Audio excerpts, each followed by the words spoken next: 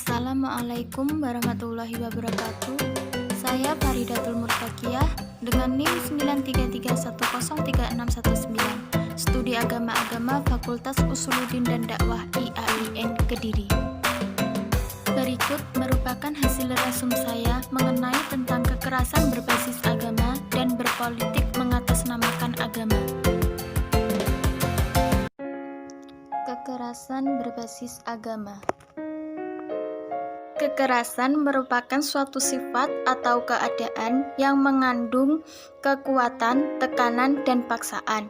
Kekerasan terkait dengan paksaan yang berarti tekanan yang keras. Kekerasan sebenarnya sudah ada sejak awal penciptaan manusia. Kekerasan selalu hadir dalam sejarah umat manusia. Dalam agama Samawi, kisah tentang pembunuhan Qabil dan Habil merupakan contoh bahwa kekerasan telah ada sejak awal penciptaan manusia. Terdapat dua faktor penyebab terjadinya kekerasan berbasis agama, yaitu faktor internal dan faktor eksternal. Adapun faktor internal yang meliputi 1.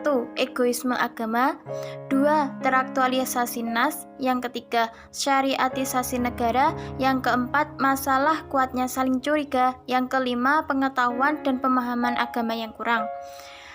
Adapun faktor eksternalnya yaitu 1. Masalah sosial ekonomi, yang kedua masalah pengabaian hukum, yang ketiga masalah politik.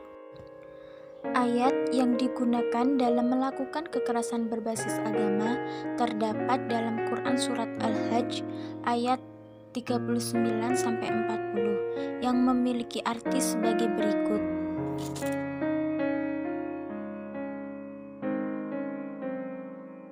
Penyebab dari timbulnya kekacauan dan kegaduhan di publik bukanlah karena ayat Al-Quran yang mendorong manusia untuk melakukan hal tersebut, melainkan maraknya pemahaman yang radikal terhadap teks-teks Al-Quran yang tidak sesuai dengan konteks.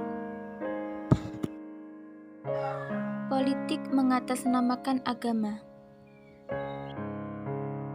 Sejarah telah membuktikan bahwa Islam merupakan faktor yang dipengaruhi besar oleh politik. Ada dua alasan mengapa hal itu dapat terjadi. Yang pertama, secara kuantitas, warga Indonesia sebagian besar atau mayoritas adalah beragama Islam. Yang kedua, politik dan Islam tidak dapat dipisahkan. Terdapat 5 landasan dalam Islam dalam berpolitik.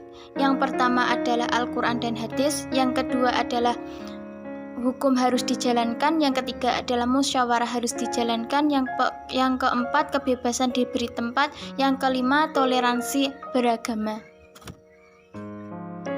Telah dijelaskan dalam Quran Surat Al-Imran ayat 159 yang menjelaskan politik dan agama yang memiliki arti sebagai berikut. Dari ayat tersebut, pemimpin harus memiliki 2 poin penting. Yang pertama adalah keadilan sosial, yang kedua adalah musyawarah. Fungsi politik dalam Islam bukanlah segala macam cara untuk memperoleh kekuasaan, tetapi bagaimana mengatur segala urusan rakyat dengan menyeluruh dan tuntas. Adapun prinsip politik dijelaskan dalam Al-Quran, salah satunya adalah surat Al-Imran ayat 159 yang menjelaskan tentang salah satu prinsip dalam politik, yaitu bahwa para pemimpin wajib bermusyawarah dengan para ulama dalam perkara-perkara agama yang tidak mereka ketahui dan terasa sulit bagi mereka. Sekian presentasi dari saya. Wassalamualaikum warahmatullahi wabarakatuh.